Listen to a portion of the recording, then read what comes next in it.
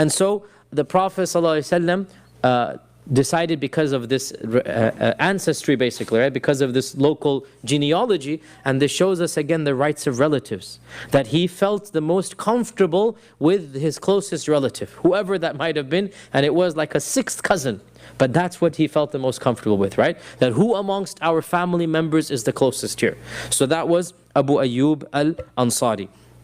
Now, Abu Ayyub al-Ansari, we only have a few narrations about him in his house. The Prophet ﷺ lived there, according to Ibn Sa'd, for half a year. He lived there for half a year. And he did this because he didn't have a house to live in, obviously. And he's waiting for the masjid and the house to be built. And Abu Ayyub al-Ansari, of course, everything is planned by Allah. Abu Ayyub was a relatively upper middle class man. He had a house that was of 2 stories, which was not common. It wasn't uncommon, but it wasn't common either, right? And so Allah Azza wa Jal had basically willed it that Abu Ayyub's house also had 2 stories in it, which would make it possible for the Prophet ﷺ, and Abu Bakr and some of the Sahaba to live with Abu Ayyub. And so Abu Ayyub and his wife moved upstairs, and the Prophet ﷺ and Abu Bakr were living downstairs. Ibn Hisham mentions a story that occurred one night, that in the middle of the night Abu Ayyub turned over in his sleep and he knocked over the water bottle. And those days they had jars of water, right? He knocked over the water bottle, and he became worried that the water would seep from the second floor basically and drip onto the Prophet ﷺ as he was sleeping. And so he woke his wife up, and the 2 of them, they spent the entire night soaking their own blanket with the water, making sure, dreading basically that maybe one drop of water would possibly irritate the Prophet ﷺ. They spent the whole night awake using their beds and their blanket to basically soak up the entire water. It is also narrated in a hadith in Musnad Imam Ahmad that one day Abu Ayyub was with his wife upstairs, and then فَانْتَبَهَ, he realized, basically, فَانْتَبَهَ, he realized, and he said to his wife, "We are walking above the head of the Prophet ﷺ." Right? He just realized that his feet are above the head of the Prophet ﷺ. And he realized this in the evening.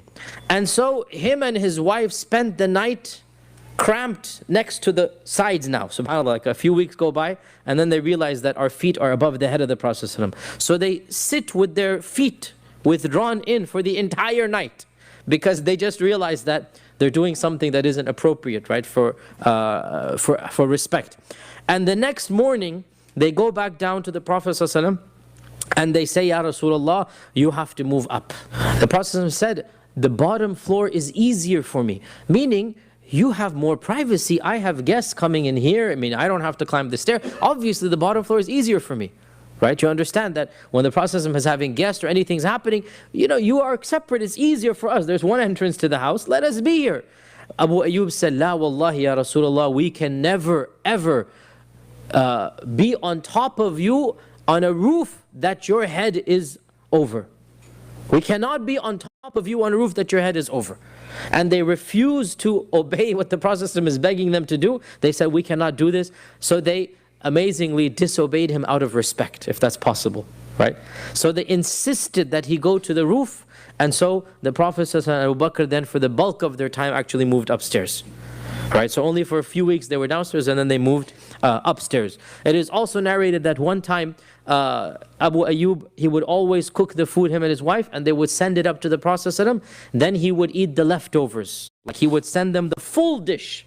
It's not as if he took some for, he would send them everything he has, and it's obviously too much for them. So the Prophet would not eat much anyway, as you know. So he would then send whatever is remaining down. Abu Ayyub would ask, where did the Prophet eat from? Which place of the plate? And wherever he ate from, he would eat from that particular portion, he would eat from it. One day the food came down untouched. Abu Ayyub panicked. What have I done? And he rushed upstairs and he said, "Ya Rasulullah, what have I done? What is wrong? Is there anything that, the food was not suiting you? What happened?" The Prophet said, "No, but it has garlic in it." Abu Ayyub said, is garlic haram? Haramun huwa? And the Prophet ﷺ said, no, but I speak to those whom you don't speak to. I speak to those whom you don't speak to, which means the angels. Now, a lot of people have misunderstandings here. Us Desi people are going to be in big trouble if we make garlic makruh, right? Yani, we cannot cook food without garlic. So, look, this is uncooked garlic, okay? Calm down, breathe with relief, alhamdulillah. Alhamdulillah, your biryani, my biryani is still halal, don't worry. Uncooked garlic, if you put it in the food, then it will have a very bad after smell, okay? If you cook the garlic and you grind it and whatnot, as we do, then that removes the odor anyway. So this is not, even if you ate raw garlic, it is halal. As the Prophet ﷺ said, right? Unless somebody thinks he's speaking to angels, in which case you have another bigger problem than garlic. But even if you eat raw garlic, this is halal, not a problem.